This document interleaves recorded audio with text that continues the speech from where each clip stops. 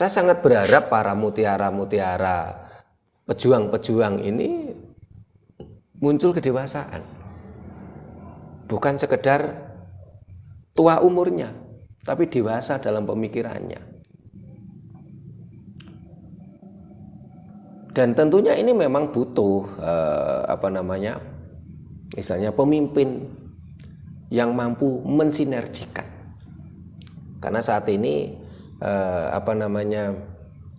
belum ada pemimpin yang mampu mensinergikan dari berbagai mutiara pejuang tadi. Tapi tentunya tidak akan muncul pemimpin ketika para pejuang-pejuang tadi egonya masih tinggi.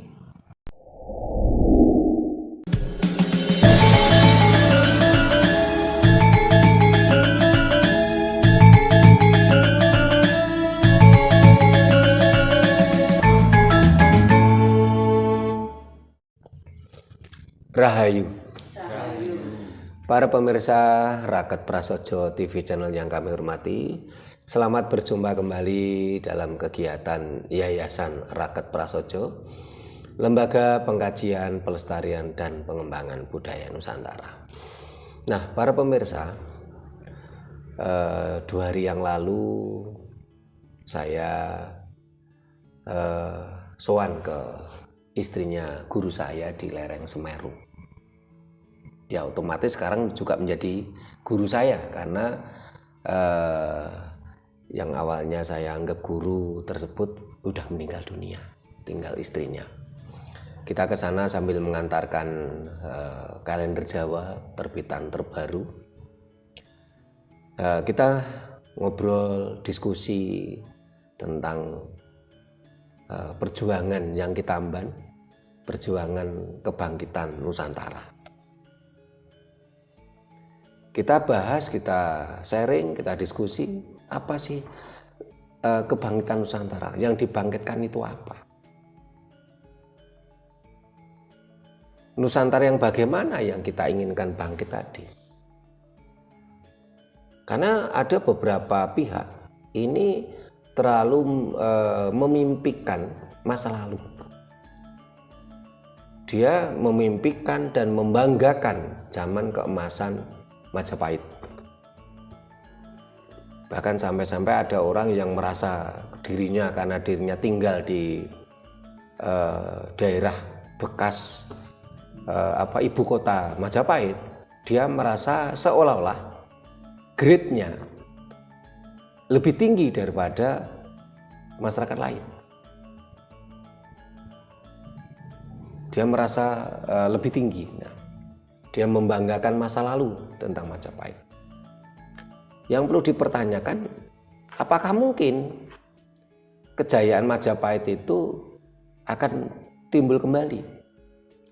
Terus kalau umpamanya Majapahit itu jaya kembali, orang-orang seperti ini yang memimpikan kejayaan Majapahit ini, kira-kira dia mau jadi apa?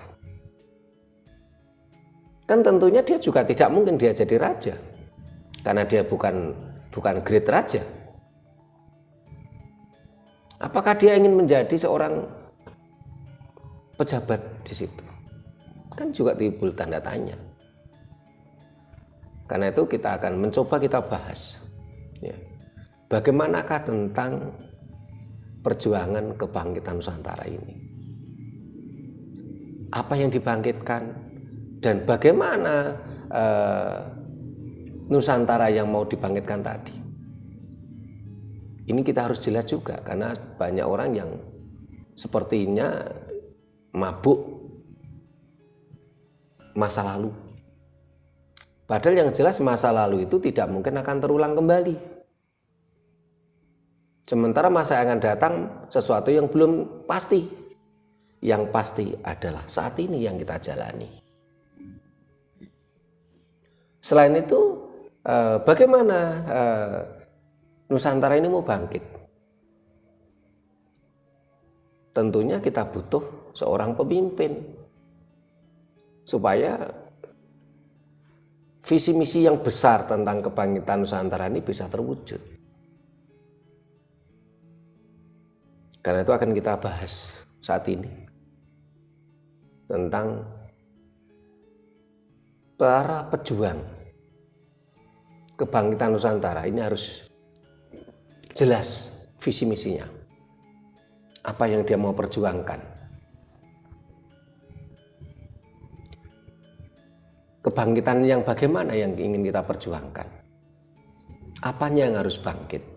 Nusantara apa? Dan Nusantara yang bagaimana yang akan kita inginkan tadi. Dan untuk mewujudkan itu tentunya butuh pemimpin yang mampu membawa para pejuang yang saat ini bertebaran di mana-mana itu. Kita butuh pejuang yang memiliki kriteria yang jelas, yang mampu merangkai mutiara-mutiara para pejuang Nusantara yang saat ini berserakan, yang mulai tercerahkan. Mulai mereka mencintai budaya leluhurnya.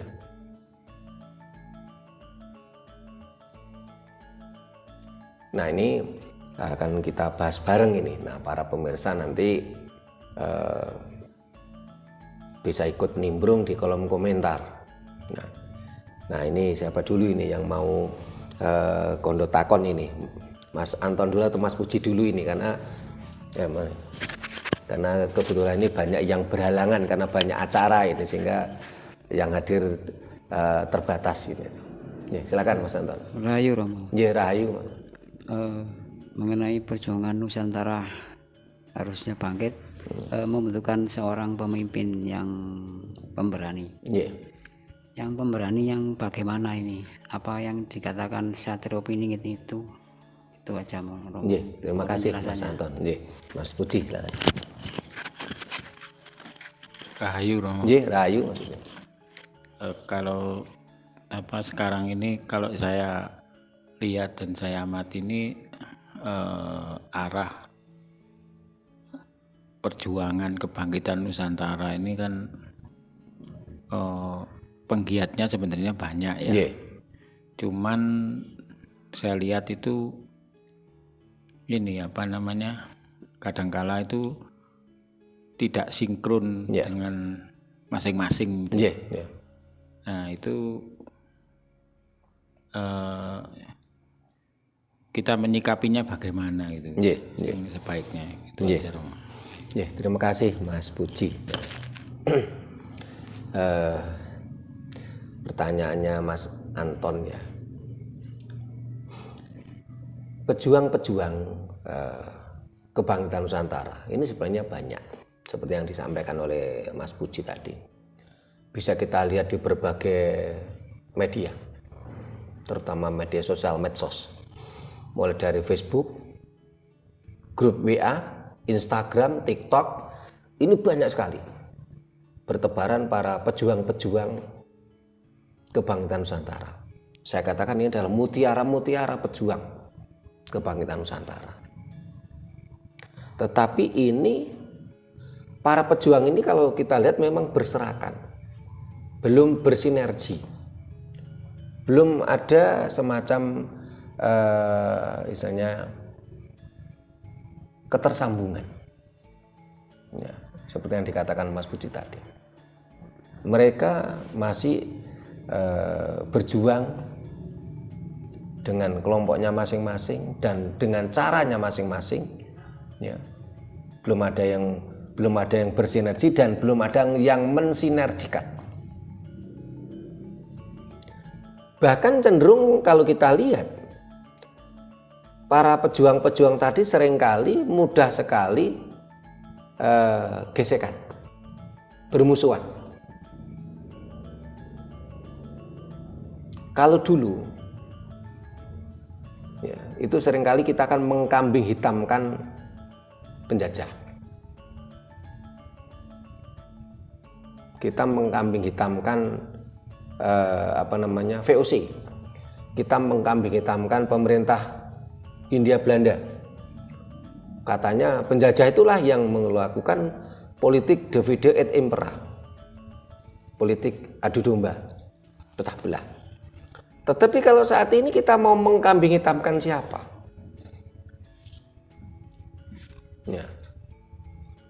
Contoh saja gini, yang kemarin ya, antara saya tidak perlu sebut nama karena tujuan kita bukan ingin mempermalukan orang. Bagaimana antara kelompok yang ada di timur ya, di Banyuwangi kemarin sempat bermusuhan dengan yang ada di Jawa Tengah. Mereka berseteru, mereka saling mengkorek, mencari celah kelemahan yang dibenci tadi, padahal awalnya sama-sama pejuang. Ya. Mereka kalau menurut saya kekurang dewasaan.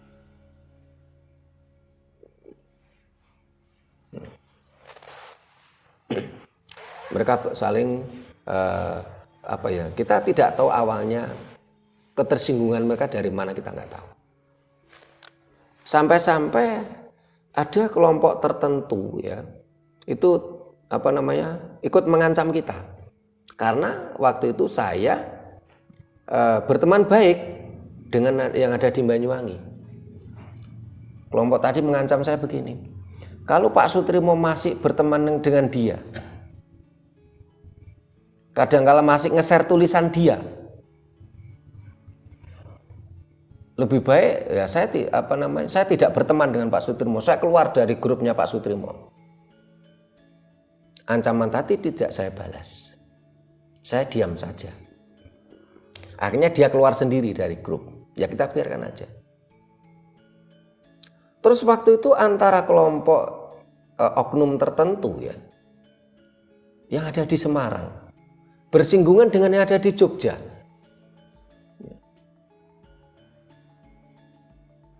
Nah itu pun mereka juga saling korek. Sampai-sampai Facebooknya teman yang ada di Jogja tadi, yang awalnya memang kita akui lah, sebenarnya kita pejuang ini kan berawal dari apa? Kita semua awalnya itu kan, kita jujur aja lah, kita semua dulu kan budak Arab semua kok. Kita pernah mempelajari ajaran Arab, kita pernah menjadi budak Arab kok. Nah teman Jogja ini sampai Facebook lama itu dikorek-korek, yang pernah dikatakan ini kadrun ya. Akhirnya kan saling bersinggungan, saling bermusuhan. Nah gara-gara mereka berkonflik ya, kita pun juga terdampak juga.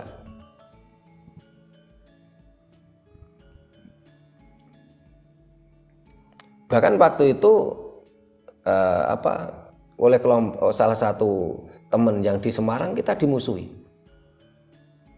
Hanya karena kita nge-share tulisan yang dianggapnya menyudutkan dia, padahal di situ tidak ada namanya.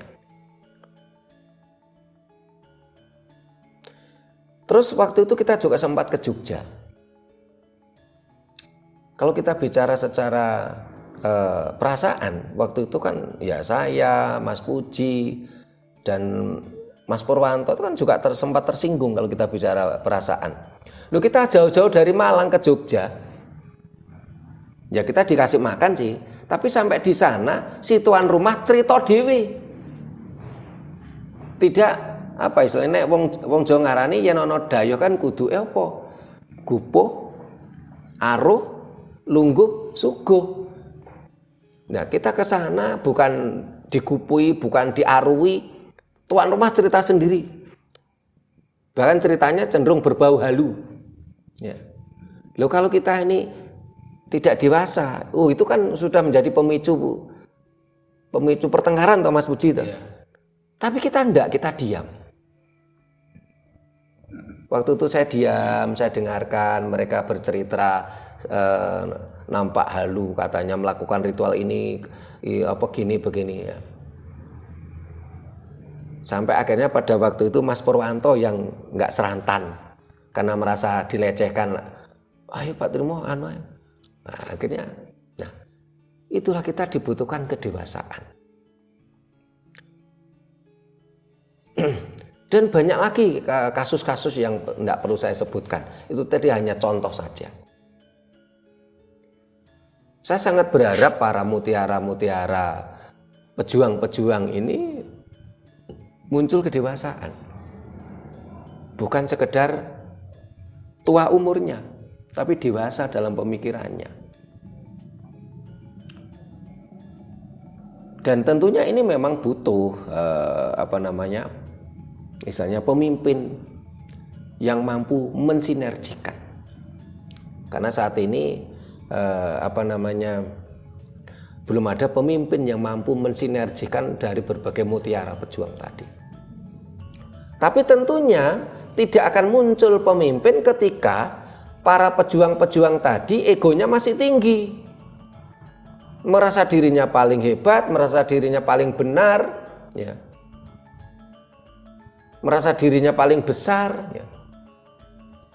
ya tetap tidak akan muncul pemimpin tadi. Karena ingat, pemimpin perjuangan kebangkitan Nusantara bukanlah seperti pemimpin ini sebentar lagi ini kan pilkada ini. Pemimpin perjuangan kebangkitan Nusantara bukanlah seperti pemimpin setingkat kabupaten ataupun provinsi. Yang pemimpin tadi dimunculkan oleh partai politik.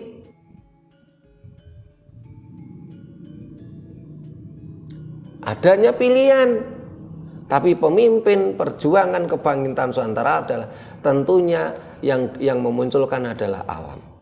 Alam itu siapa? Ya kita semua ini adalah piranti alam. Kalau kita semua masih bersifat ego,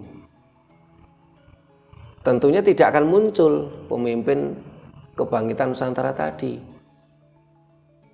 Karena munculnya pemimpin saat ini tentunya juga tidak dengan kekerasan seperti zaman dulu.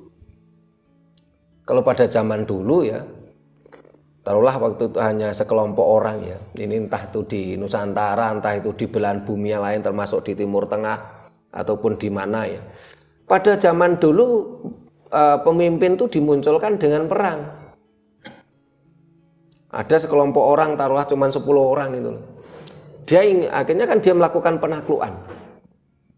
Dengan perang, penaklukan.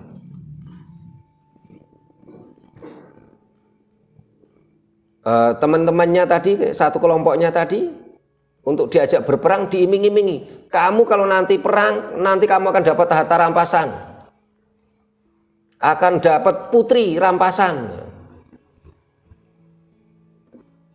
Nah, otomatis yang namanya pria-pria laki-laki yang haus seperti itu kan secara alami semua laki-laki itu kan yang normal ya tentunya kan suka kalau diiming-imingi perempuan cantik, diiming-imingi harta rampasan kan senang. Akhirnya mereka melakukan peperangan dengan peperangan. Nah, tentunya kemunculan pemimpin perjuangan kebangkitan Nusantara tidak akan muncul dengan cara seperti itu. Tentunya itu tadi untuk memunculkan tadi para pejuang-pejuang yang selama ini berserakan ini harus benar-benar kudu hening, menep. Bersifat dewasa. Jangan mencari benere dewi. Jangan merasa benar sendiri, jangan merasa besar sendiri, jangan golek menangi dewi. Akhirnya akanlah muncul pemimpin. Sehingga kemarin ketika ada teman ya yang menghubungi saya, Pak Sutrimo ini ada tokoh hebat baru pensiun ini. Ayo kita ngumpul ya, kita ngumpul dengan suka hati walaupun jauh-jauh. Saya datang ke sana. Saya tidak harus perlu merasa diri saya kecil dengan datang ke sana. Paling tidak di sana kita akan ketemu teman. Nah, apakah pemimpin tadi harus berani? Iya, tentunya harus berani. Kenapa? Karena bangsa ini sudah dijajah secara psikis itu ratusan tahun. Kita butuh berani. Apakah itu satrop ini ngit? Ya tentunya Satrio Piningit. Yang mingit siapa? Alam semesta. Karena selama ini kita sudah terjajah ratusan tahun, bangsa ini belum muncul pemimpin itu. Berarti kan dipingit oleh alam, belum dimunculkan. Bagaimana kalau kita ingin memunculkan itu tadi? Seluruh elemen para pejuang kebangkitan Nusantara ini harus mawas diri, harus bersikap dewasa. Ojo golek benere dewe, ojo golek menangi dewe. Jangan merasa dirinya paling besar.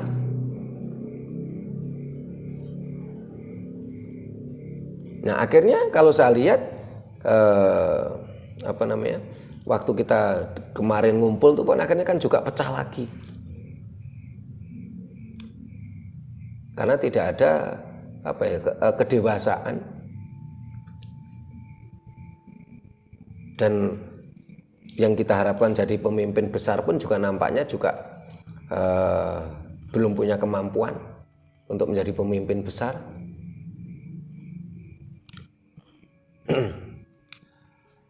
Paling tidak kalau kita tengok saudara kita yang ada di Malaysia,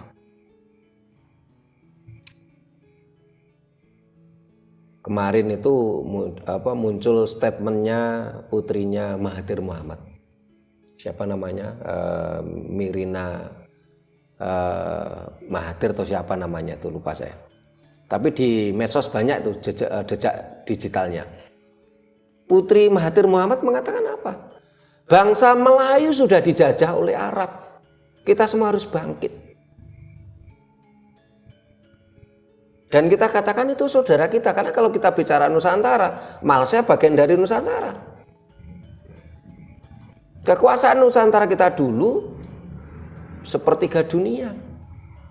Malaysia wilayah kita, Thailand, Kamboja, Filipina wilayah kita. Yuk kalau Madagaskar wilayah kita. Itu saudara kita se-Nusantara. Walaupun tidak senegara saat ini. Dan akhir-akhir ini kita baca juga di medsos. Bagaimana Mahathir Muhammad, Perdana Menteri Malaysia, mengatakan apa? Bangsa Malaysia menjadi bodoh karena ceramahnya ustadz-ustadz itu. Nah, perkataan Mahathir Muhammad ini mengatakan bangsa Malaysia semakin bodoh karena ceramahnya ustadz. Ya memang ini mirip dengan bahasan kita kemarin tentang dunia pendidikan kita. Bangsa Indonesia tidak mungkin akan maju kalau dunia pendidikan kita masih seperti ini. Kenapa? Ilmu pengetahuan ini butuh baik logis, sesuatu yang logis. Ya.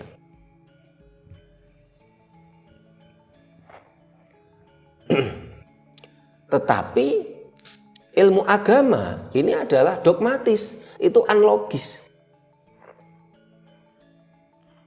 Bagaimana mau maju? Yang satu butuh pemikiran yang kritis, butuh sesuatu yang high logis, sementara di situ juga dijejali pendidikan agama yang unlogis, yang dogmatis. Ini mirip tuh, walaupun beda bahasa itu kan mirip yang disampaikan oleh Mahathir Muhammad tadi. Para ustadz-ustadz itu semakin membuat bodoh bangsa Malaysia. Ya. Karena memang pendidikan agama kan cenderung unlogis yang disampaikan, hanya dogmatis, hanya berdasarkan iman dan dalil kan gitu. Ya. Barangkali kalau Mahathir Muhammad mengatakan demikian karena di sana barangkali ya itu problemnya. Kalau di Indonesia silakan para pemirsa renungkan sendiri apakah perkataan Mahathir Muhammad tadi juga terjadi di Indonesia. Sementara kalau analisa kita, kajian kita itu tadi antara ilmu dunia pendidikan kita yang mengajarkan ilmu pengetahuan yang butuh high logis, penalaran, ya. Sementara di situ juga ada dijejali dengan pendidikan agama yang cenderung unlogis, hanya berdasarkan iman dan dalil.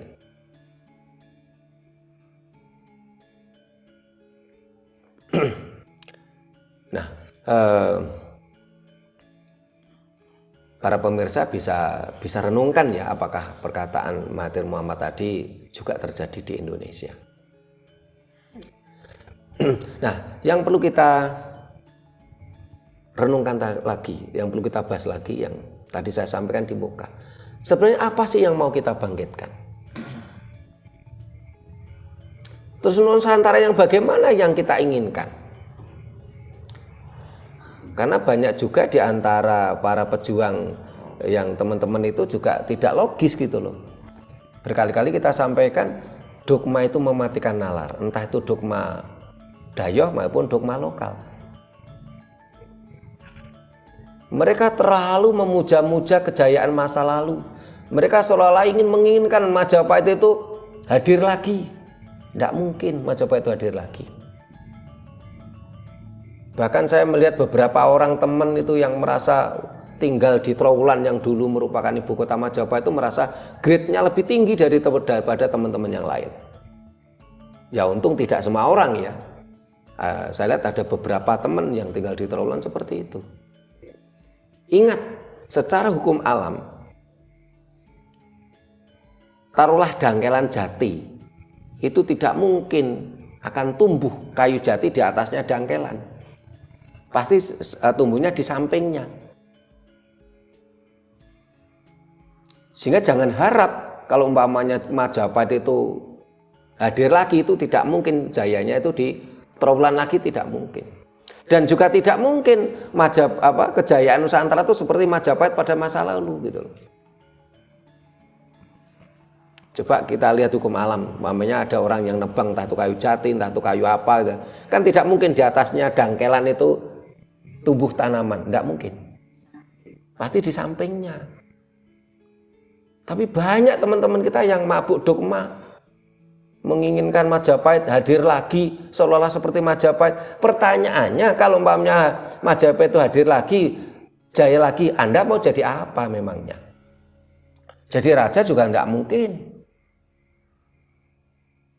Akhirnya Anda kalau bicara seolah-olah luar biasa, sementara kalau saya pernah melihat ya di antara mereka, kalau bicara seperti luar biasa, tapi setelah kadang-kadang kita datangi, mohon maaf, ekonominya saja belum tertata. Ada yang rumahnya masih kontrak, anak-anaknya sekolah cuma lulusan SMP. Bahkan ada juga yang masih ikut mertua atau ikut orang tua. Karena tadi saya sampaikan, masa lalu tidak mungkin akan terulang kembali. Masa depan belumlah pasti, yang pasti adalah masa sekarang yang harus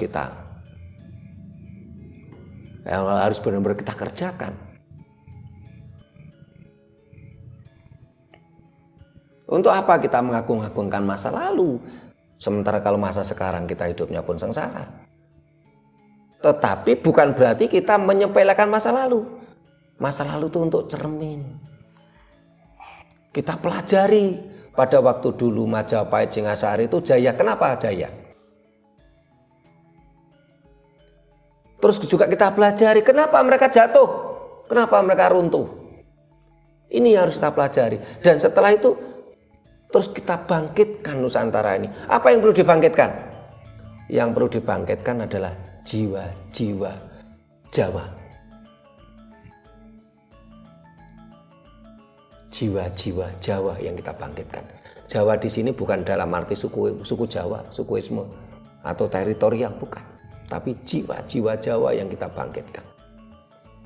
Karena itulah walaupun pelan ya, lembaga kita Yayasan Rakyat Prasojo ini bergerak pelan-pelan. Mulai kita berdiri tahun 95, setelah itu 98 kita siaran di radio dan televisi. Ini kita jalan tuh pelan. Tapi kita pasti, kita punya visi misi yang jelas kemana arahnya. Dan kita tidak perlu merasa benar sendiri, kita tidak perlu merasa menang dewe, kita tidak perlu merasa kita besar sendiri. Sehingga ketika saya bertemu dengan tokoh-tokoh Semarang, tokoh-tokoh Solo Tigo, kita kolaborasi. Akhirnya apa?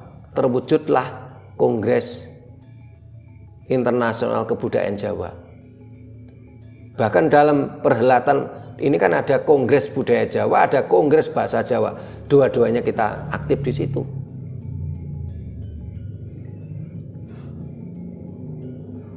Kita tidak aktifnya baru yang Kongres Bahasa Jawa yang terakhir di Semarang itu karena ada sesuatu hal yang ada oknum pejabat Pemprov Jawa Timur yang merasa kecewa dengan kita, terus akhirnya kita tidak lagi dilibatkan. Padahal yang kita kritisi itu kebijaksanaan beliau, bukan personalnya, tapi ya namanya orang tuh punya perasaan, ya kita memaklumi lah. Walaupun yang dia kerjakan salah. Yang kita kritisi kan kebijakan, bukan personalnya. Ya. Sehingga kita tidak perlu merasa besar sendiri, merasa benar sendiri. Ya. Kita siap berkolaborasi, kita siap bersinergi. Pertanyaannya, sudahkah para pejuang-pejuang tadi memiliki pemikiran seperti kita? Siap bersinergi, siap berkolaborasi, tanpa harus merasa pinter dewe, tanpa harus merasa bener dewe, tanpa harus merasa besar sendiri. Saya masih teringat betul ketika saya merintis Kongres Internasional Kebudayaan Jawa. Waktu itu saya mencoba melobi teman-teman. Ya. Ada yang teman saya telepon. Ya kebetulan ya daerah Mojokerto juga yang saya telepon itu. Saya telepon, saya ajak gabung, dia mengatakan apa? Dia merasa organisasinya udah besar, tidak mau dilibatkan. Ya.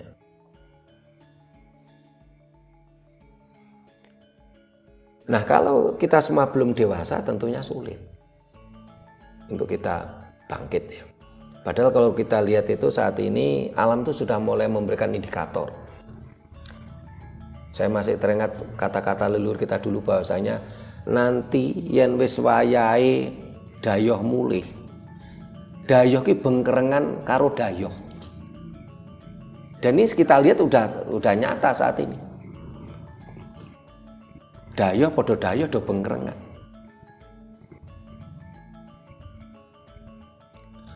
Jadi yang kita bangkitkan itu jiwa-jiwa Jawa. Supaya ketika jiwa-jiwa Jawa itu bangkit, Nusantara kembali bangkit dan jaya. Apakah nanti Nusantara bangkit itu seperti Majapahit, seperti Singasari? Juga tidak.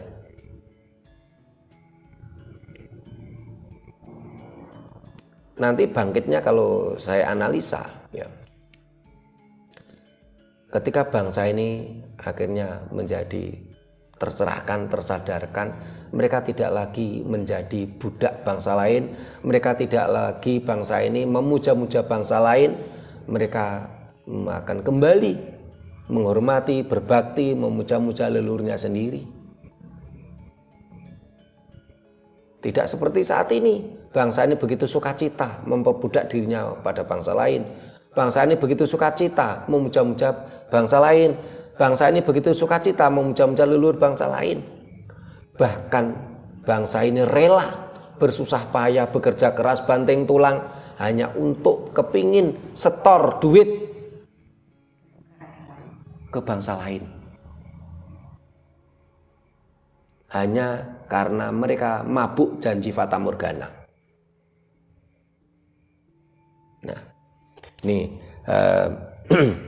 apalagi yang ditanyakan Mas Budi, silakan. Kalau apakah mungkin ya ini yang terjadi masalah ini kalau menurut saya itu justru pada tokoh-tokoh ya, tokoh-tokohnya. Kalau pengikut itu saya rasa yang ngikutin tokoh ya.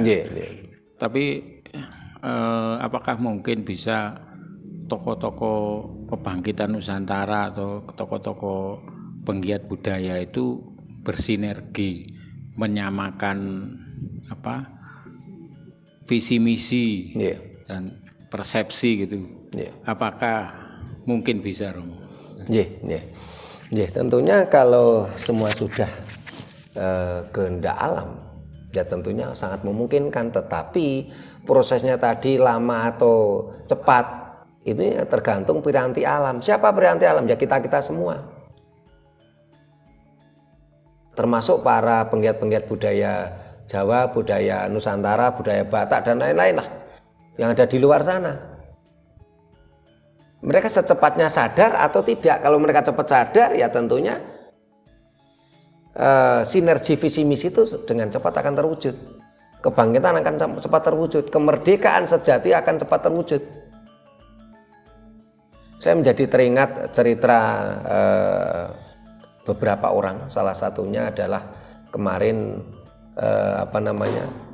Mas Puji Harjanto yang orang Surabaya. Beliau cerita, dan saya juga pernah mendengar cerita yang semula. Orang tuanya cerita pada Mas Puji Harjanto tadi, dulu rasanya kita tidak mungkin merdeka. Kenapa? Karena pada waktu itu kekuatan pemerintah Hindia Belanda sangat begitu kuat. Rasanya tidak mungkin gitu kita bisa merdeka. Tapi kalau memang sudah kehendak alam, kita bisa merdeka. Tidak tahunya akhirnya ada perang Asia Pasifik ya. Terus akhirnya menjadi perang dunia kedua. Kehendak alam. Apakah pada waktu tidak ada konflik? Ada. Untuk memunculkan kemerdekaan saja, proklamasi saja. Ini penuh konflik waktu itu.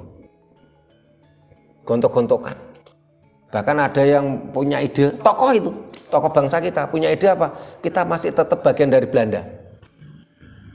Ya. Terus ada yang punya ide apa? Berdiri kecil-kecil. Sampai akhirnya pada waktu itu para pemuda membawa Bung Karno ke Karawang kalau nggak salah waktu itu. Diculik para pemuda tadi. Terus waktu itu ada dorongan seperti pemaksaan, akhirnya Soekarno-Hatta memproklamasikan. Apakah tidak ada konflik? Ada konflik. Jadi tanggal 17 Agustus 45 itu merupakan kemerdekaan bangsa Indonesia. Tapi belum terbentuk negara. Negara Republik Indonesia baru terbentuk kan tanggal 18. Ada konflik lagi, bagaimana dasar negaranya? Untuk memunculkan Pancasila pun juga ada konflik waktu itu. Karena setiap kepala memiliki pemikiran sendiri-sendiri. Dan seperti saat ini pun kalau saya lihat, ini pejuang-pejuang kebangkitan Nusantara kan seperti sporadis juga. Banyak. Mereka memiliki pemikiran dengan di benak kepalanya masing-masing. Kira-kira nanti peristiwa apa yang menyadarkan mereka supaya bangsa ini benar-benar tersadarkan dan tercerahkan? Yang jelas, suatu bangsa tidak akan mungkin bisa bangkit kalau tanpa kesadaran bangsa tadi. Tidak mungkin bangsa lain akan memberikan kita sebuah kebebasan, kemerdekaan yang sejati. Ya, ada yang ditanyakan, Mas Hadi, silakan. Rayu Romo. Rayu. Ini saya tanyakan mengenai kebangkitan Nusantara. Saya kemarin lihat di TikTok ya. Itu memang ramai masalah kebangkitan Nusantara ini. Apakah benar kebangkitan Nusantara ini panutannya itu Sang Hyang Ismoyo Jati? Nah, terus ada juga yang mengekspos itu gini, para penggiat budaya Nusantara ini juga mempunyai kekuatan dari istilahnya tokoh. Nah, apakah benar itu? Terima kasih Mas Hadi. Mas Anton yang mau ditanyakan? Untuk membangkitkan jiwa-jiwa Jawa yang harus dibenahi itu apa aja selain bidang pendidikan? Itu aja, Romo. Terima kasih Mas Anton. Ya, kebangkitan Nusantara ini apakah ada keterkaitan dengan Sang Hyang Ismoyo Jati atau orang mengatakan Semar? Ya. Ketika bicara tentang kebangkitan Nusantara, ini kalau saya flashback ke belakang, sebelum tahun 2010 ini belum muncul istilah kebangkitan Nusantara pada waktu itu. Ya. Belum rame, belum apa. Bahkan pada waktu itu saya sempat ngobrol dengan salah satu tokoh politik nasional pada waktu itu. Ketika saya sampaikan bicara tentang Nusantara, ya, mereka balik bertanya, Nusantara yang bagaimana yang mau dibangkitkan? Kalau kita bicara Nusantara, ya, karena pada waktu itu bicara Nusantara kan otomatis sampai ke Thailand, Kamboja dan sebagainya, Malaysia. Apakah mereka juga punya pemikiran yang sama? Terus bagaimana dengan Indonesia sendiri? Ya. Nah, pada waktu itu belum begitu banyak yang bicara tentang perjuangan kebangkitan Nusantara. Sampai pada waktu itu kita, ya,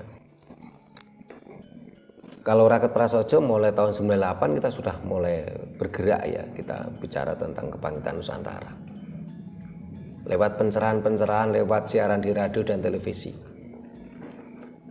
Karena memang kita harus sadar betul yang mau kita bangkitkan itu apa. Yang kita bangkitkan adalah jiwa-jiwa Jawa. Kalau belum muncul jiwa-jiwa Jawa pada setiap manusia-manusia pejuang kebangkitan Nusantara, tidak akan terwujudlah kebangkitan Nusantara tadi. Nah, selama ini kan mereka seperti memimpikan Satrio Piningit. Mereka memimpikan munculnya Eyang Sabdo Palon yang merupakan titisan Semar atau titisan Ismoyo. Nah, Eyang Sabdo Palon ataupun Semar ataupun Ismoyo itu tidak mungkin muncul dalam bentuk wujud. Sehingga kita harus berpikir realistis saja. Masa lalu tidak mungkin akan terulang kembali.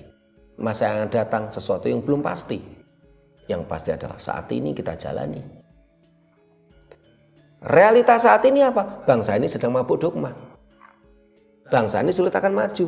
Kenapa? Karena bangsa ini begitu sukacitanya memperbudak dirinya pada bangsa lain.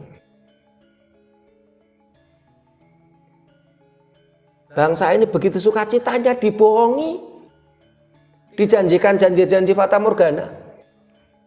Mereka rela kok kerja keras, banting tulang. Demi apa? Demi setor upeti ke bangsa lain. Hanya karena janji fata morgana. Kenapa mereka tidak berpikir balik bertanya pada yang menjanjikan, kalau memang benar janji Anda, kenapa Anda tidak berangkat duluan gitu loh. Ini kan tokoh-tokoh agama itu kan menjanjikan janji-janji fata morgana gitu. Sampai bangsa ini kan dengan sukacita memperbudak dirinya kepada bangsa lain. Kenapa kok tidak berpikir, kalau memang tokoh agama tadi mengatakan janjinya benar, suruh berangkat duluan gitu loh. Saya yakin tokoh agama yang menjanjikan fata morgana tadi suruh berangkat duluan tidak mau kok. Dia secara esensi kan yang penting dia ceramah berdasarkan iman dan dalil, dia pulang dapat amplop gitu loh. Kehidupannya mewah. Sehingga tokoh-tokoh agama tadi kan mobilnya mewah, rumahnya mewah gitu. Dia menjanjikan sesuatu yang dia sendiri juga belum tahu. Ini realita kita yang kita hadapi. Masa lalu tidak mungkin akan terulang kembali. Masa depan sesuatu yang belum pasti. Realita seperti itu. Sehingga itulah akhirnya yang harus kita bangkitkan, jiwa-jiwa Jaya. Jiwa-jiwa Jawa maksud saya. Tentang Esmoyo Jati. Semar. Esmu moyo. Esmu itu pikiran. Moyo itu ya maya. Sesuatu yang samar. Dunia maya, sesuatu yang enggak dikatakan ada, kayak enggak ada, dikatakan enggak ada, tapi kayak ada. Ya. Terus jati itu sesuatu yang sejati. Jadi sesuatu yang dalam pikiran kita yang masih moyo-moyo tadi harus kita wujudkan. Itu tadi. Masa lalu tidak akan mungkin terulang kembali, masa depan sesuatu yang belum pasti, masa sekarang yang kita hadapi. Sehingga kadang-kadang saya ketika ketemu sama teman-teman yang teriak-teriak tentang kebangkitan Nusantara itu, setelah kita tanya dia juga bingung. Dia nggak punya konsep jelas, dia nggak punya visi misi jelas. Ya. Kadang-kadang masih berbau halu ngomong ke soal kesaktian. Loh, kalau dengan kesaktian itu memang hebat, tentunya Indonesia tidak mungkin dijajah oleh kekhalifahan Ottoman sekian ratus tahun. Berarti apa? Kita harus jujur, kesaktian itu halu. Kalau memang dengan kesaktian merasa hebat, kenapa mereka tidak mampu mengusir pemerintah Hindia Belanda, penjajah Hindia Belanda? Kita harus belajar. Kenapa kok Majapahit dulu jaya? Kenapa terpuruk? Karena hilangnya jiwa-jiwa Jawa. Itu kuncinya. Ketika bangsa ini kuat dengan jati dirinya, dengan jiwa-jiwa Jawa, ya kita bisa menjadi bangsa yang besar. Tapi kalau tidak muncul jiwa-jiwa yang Jawa, akhirnya kan kita mudah berkonflik tanpa perlu diadu domba. Kita tidak perlu mencari kambing hitam. Oh, ini politiknya penjajah melakukan divide et impera. Sekarang walaupun penjajah tadi melakukan politik adu domba, divide et impera, kalau kita tidak mau diadu domba, ya kita tidak mungkin toh. Kita akan berkonflik dengan sesama teman kita sendiri. Seperti tadi saya ceritakan teman pejuang budaya yang ada di Jogja, di Semarang, Banyuwangi, saling konflik tanpa sesuatu aturan yang jelas. Bahkan saya benar-benar ngeri, ya, ada seseorang anak muda seusia anak saya nomor 2, saya baca tulisannya di medsos bagus, coba saya rangkul, saya pertemukan pada teman-teman saya. Loh, bahkan mohon maaf, dia pernah nginep di sini. Loh, dia bahkan dia yang memprovokasi antara saya dengan teman yang ada di Semarang. Yang saya sayangkan teman Semarang itu terprovokasi terus membenci saya. Ini kan kalau seandainya ini yang siapa yang memprovokasi? Ya teman kita sendiri. Ya. Dan kenapa kok kita mau diprovokasi? Saya bersyukur akhirnya saya clear sama yang teman Semarang. Saya telepon sekali, dua kali dia nggak mau nerima, saya WA nggak mau balas. Ya. Akhirnya suatu saat dia mau balas. Saya tanya, loh Mas, kenapa kok jenengan seperti memusuhi saya? Dia jujur, lah karena Pak Trimo nge-share tulisan musuh saya di grupnya Pak Trimo. Loh, Anda tahu dari mana? Kok saya nge-share tulisan musuh Anda itu? Katanya dari si A. Ya memang si A tadi sempat masuk di grup kita. Terus saya tanya, apakah tulisan tadi menyebut nama Anda? Tidak. Saya nge-share tulisan tadi karena saya baca bagus. Mengkritisi kita semua. Termasuk mengkritisi diri saya sendiri.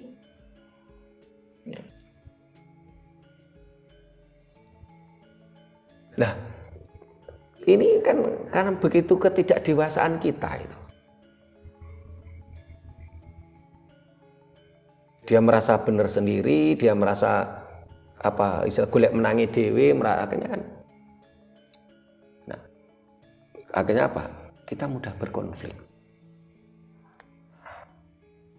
Itulah makna Ismoyo Jati. Jadi jangan kita gambarkan nanti Ismoyo Jati atau Sabda Plon itu jatuh dari langit terus seperti sosok manusia, tidak.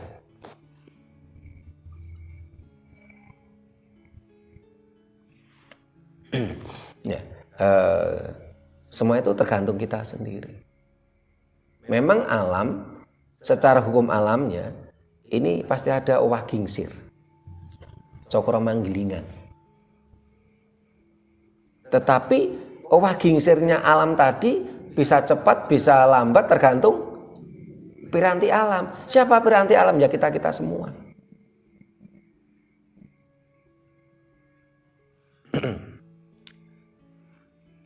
Mudah-mudahan apa yang kita bahas ini ya cukup istilahnya menyadarkan lah. Kita sengaja tidak sebut nama karena memang tujuan kita bukan ingin mempermalukan orang, tapi kita menyadarkan. Jangan Anda bicara tentang kebangkitan Nusantara, tetapi Anda tidak punya konsep jelas, tidak punya visi misi jelas. Ini adalah perjuangan besar. Kita tidak mungkin seperti, mohon maaf, kita pergi ke pasar pulang beli tempe, enggak seperti itu.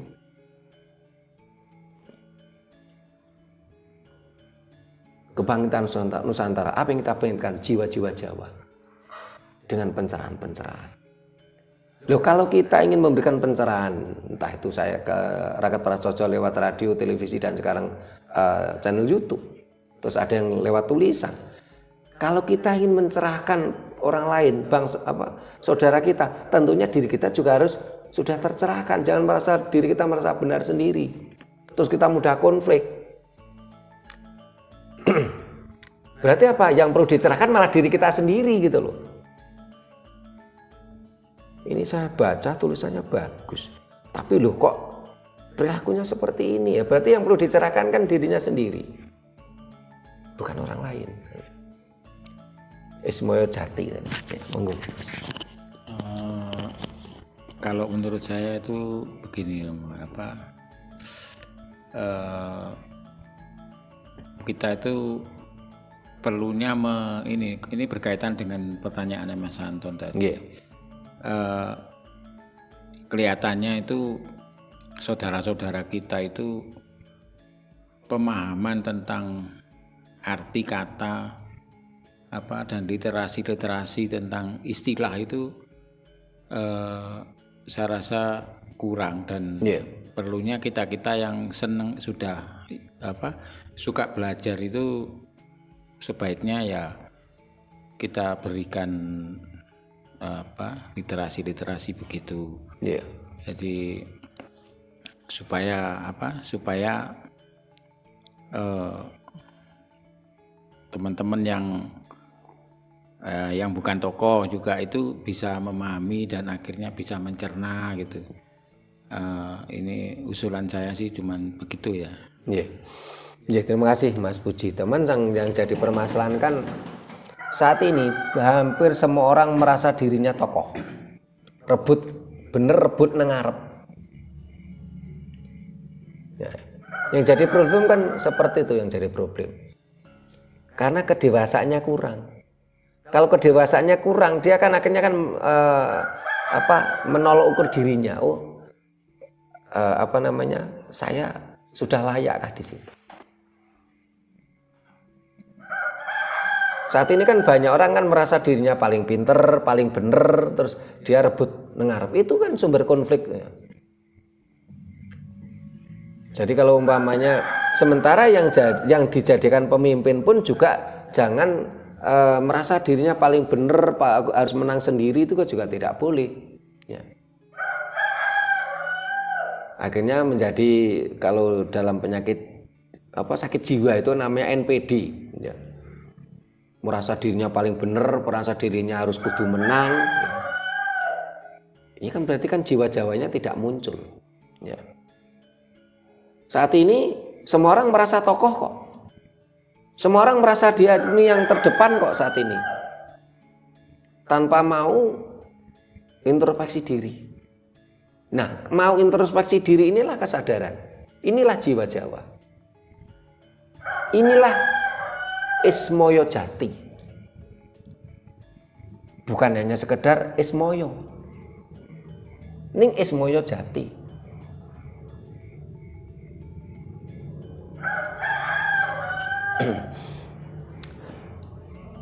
Mudah-mudahan ya kita semua semakin banyak yang tersadarkan lah. Saya jadi teringat awal yang memunculkan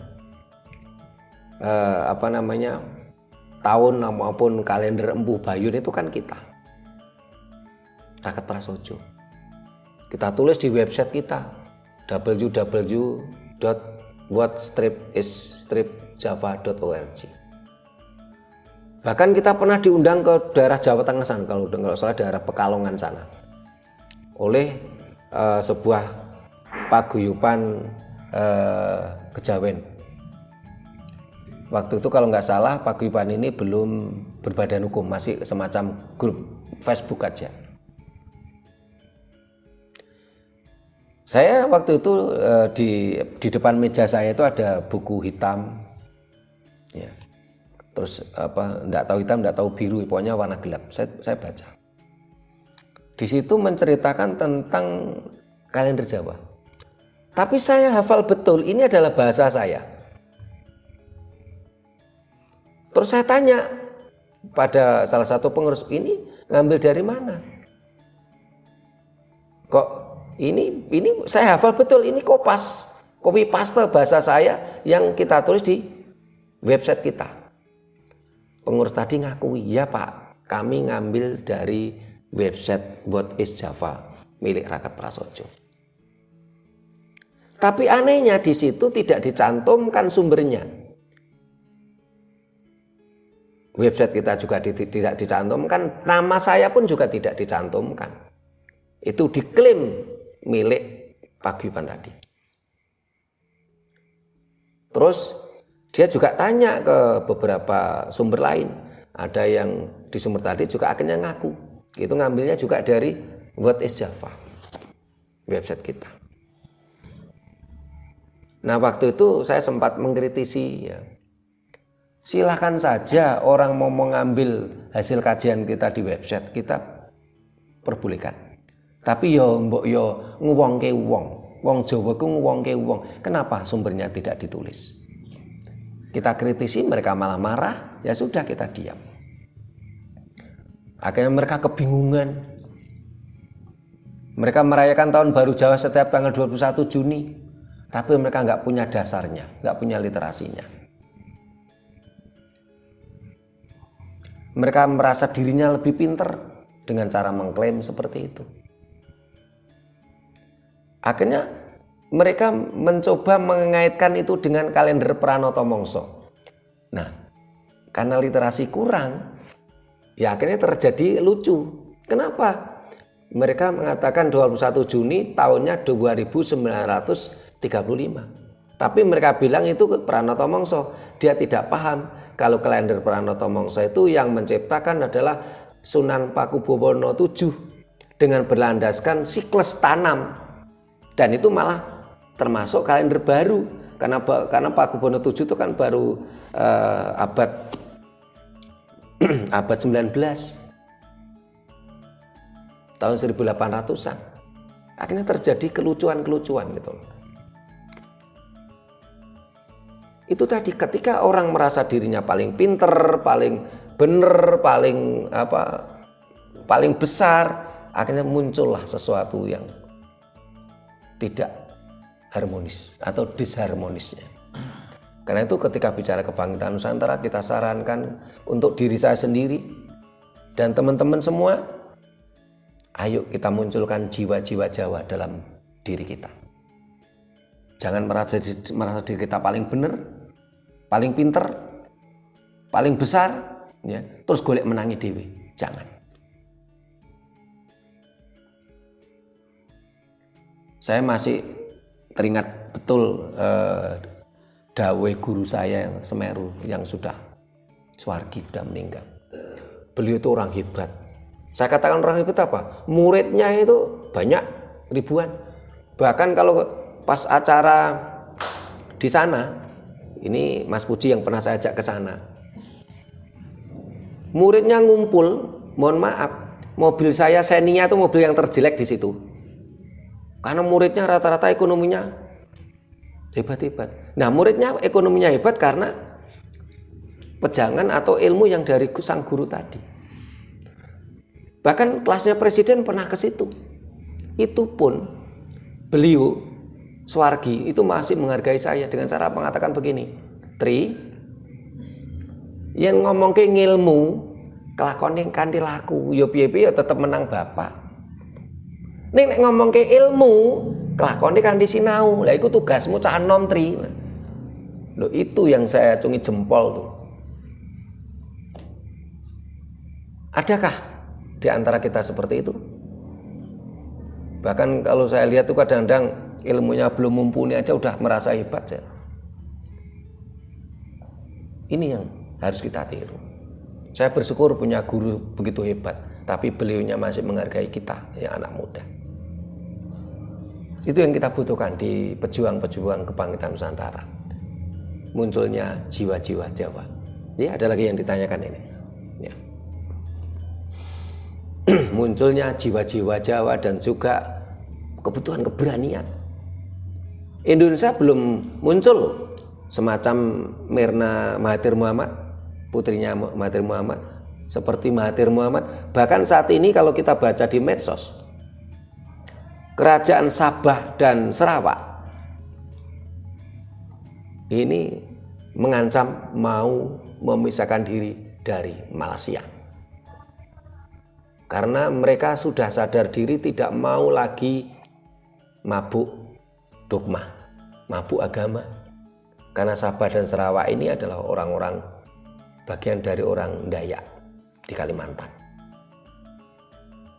Mereka tidak mau lagi mabuk agama. Ini kalau kita baca di medsos, tidak tahu perkembangannya. Ya. Mudah-mudahan akan muncul jiwa-jiwa Jawa. Ketika muncul jiwa-jiwa Jawa, semuanya tercerahkan, semua tersadarkan, tentu akan muncul pemimpin yang berani, pemimpin yang berwawasan luas, pemimpin yang bisa mensinergikan energi-energi mutiara-mutiara para pejuang-pejuang kebangkitan Nusantara yang saat ini berserakan. Berani, tetapi bukan asal berani. Kita juga tidak perlu para pejuang-pejuang budaya Nusantara ini menjelek-jelekan pihak lain, terutama ajaran Dayo.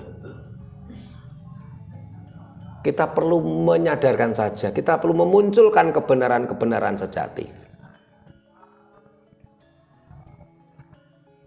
Karena apa? Karena kita harus sadar, semua agama adalah ajaran lokal. Yang saat ini kita mabuk agama, kita memuja-muja agama, memuja-muja bangsa lain, memuja-muja leluhur bangsa lain, karena kita tidak sadar itu.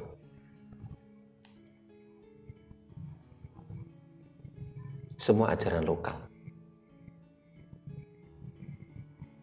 Termasuk kenapa orang-orang Nusantara kalau ada ritual, ada tradisi, ada ritus, ini memakai ayam jago sebagai ingkung. Itu adalah budaya lokal. Begitu juga yang sono itu dengan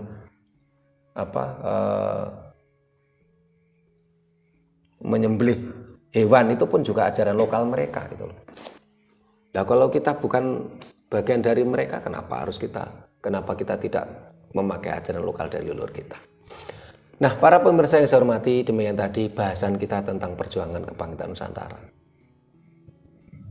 Mudah-mudahan Nusantara bangkit dengan munculnya jiwa-jiwa Jawa. Dan di situ pun akan muncul pemimpin pejuang kebangkitan Nusantara yang betul-betul berani dan berwawasan luas.